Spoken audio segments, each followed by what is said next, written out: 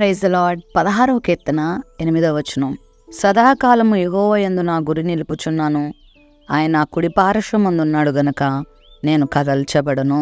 దావీదు మహారాజు ఈ కీర్తన రాస్తూ తన గురిని యెహోవా మీద నిలుపుకుంటున్నానన్నట్టుగా తన యొక్క ఆధ్యాత్మిక, కుటుంబ, వ్యక్తిగత జీవితాల్లో దేవుణ్ణి తన ప్రక్కన ఉంచుకోవడాన్ని బట్టి, దేవుడే తన ప్రక్కనున్నాడు అనేటువంటి భావాన్ని కలిగి ఉండడాన్ని బట్టి ఎక్కడా నేను కదల్చబడను అనే ఒక గొప్ప నిరీక్షణని ఇక్కడ ప్రదర్శిస్తున్నాడు.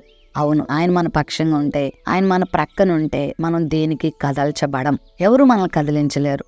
చాలాసార్లు చాలా రకాల పరిస్థితులు మనల్ని కదిలిస్తూ ఉంటాయి, మనల్ని బాధిస్తూ ఉంటాయి, మనల్ని కలవరపరుస్తూ ఉంటాయి, ఆందోళన గురి చేస్తూ ఉంటాయి.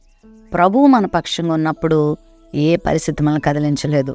ప్రభు మన పక్షంగా ఎప్పుడు ఉండగలదంటే మన గురిని ఆయన మీద పెట్టినప్పుడు, మన యొక్క దృష్టిని ఆయన మీద పెట్టినప్పుడు, ఆయన వైపు మనం చూసినప్పుడు, మన యొక్క ఆశ, మన యొక్క విశ్వాసాన్ని ఆయన మీద మనం నిలుపుకున్నప్పుడు దేవుడు మన పక్షంగా ఉంటాడు. దావీదుకు ఈ లోకపరంగా చాలా ఆధిక్యతలున్నాయి, చాలా గొప్పతనం ఉంది, చాలా శూరుడైన, చాలా వీరుడు, చాలా జ్ఞాని, మేధావి, ఎంతో బలశాలి, సింహాన్ని చీల్చినవాడు, ఎలుగుబంటిని చీల్చినవాడు, గొల్యాతును జయించినవాడు, ఎంతోమంది రాజులను మట్టి కరిపించినవాడు, ఎంతోమంది సైనిక బలాన్ని కలిగినవాడు, పరాక్రమవంతులు కలిగినవాడు. ఎంతమంది తనతో ఉన్నా తన గురంతా దేవుని మీదే. అంటే దేవుడు తప్ప ఇంకెవరు నా జీవితంలో ఏ మేలును చేయలేరు, ఎవ్వరూ ఏ కార్యాన్ని నా జీవితంలో చేయలేరు, దేవుడే నా జీవితానికి ఆధారమని అనుక్షణం దేవుని మీదే గురిపెట్టుకొని జీవించాడు.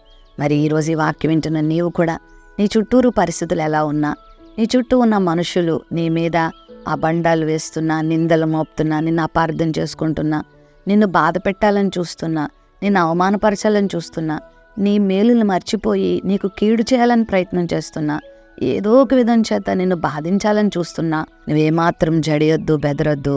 దేవుని వైపు చూడు, ప్రభు వైపు చూడు, ప్రభు చెప్పిన మార్గం వైపు నడు, ప్రభు చెప్పిన మాటల్ని నువ్వు ధ్యానం చేసుకో.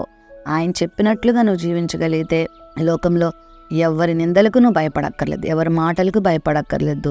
ప్రభు నిన్ను నిలబెడతాడు, నీ పక్షంగా ఆయన ఉంటాడు, నీ పక్షంగా గొప్ప కార్యాలు చేస్తాడు.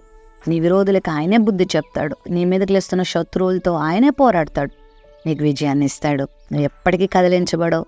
ఆకాశం మారినా, భూమి మారినా దేవుడు మారడు. నిన్ను కూడా దేవుడు కదలకుండా, జారిపోకుండా, పడిపోకుండా నిన్ను నిలబడతాడు. నిన్ను అనేక మందికి ఆశీర్వాదకరంగా దేవుడు చేస్తాడు. ప్రేమ, నమ్మకం కలిగిన మా తండ్రి, ఇదిగో కష్టాలు, నష్టాలు, ఇరుకులు, ఇబ్బందులు మమ్మల్ని కదిలించడానికి ప్రయత్నం చేసినప్పటికీ నువ్వు మా పక్షంగా ఉన్నప్పుడు అవేవి కదలచ్చవని మీరు మాతో మాట్లాడు. నీ బిడ్డల జీవితంలో నీ మీద వారు గురిపెట్టుకొని గొప్ప సహాయాన్ని పొందుకునే కృప దయచేయమని యేసు నామమున అడుగుచున్నాం తండ్రి. ఆమేన్.